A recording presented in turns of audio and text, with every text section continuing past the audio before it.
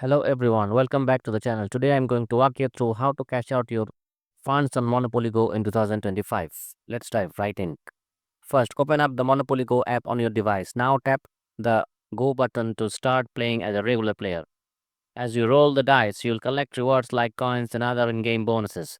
Keep playing on trigger events like Bank Heist, which gives you a chance to grab a big stash of coins.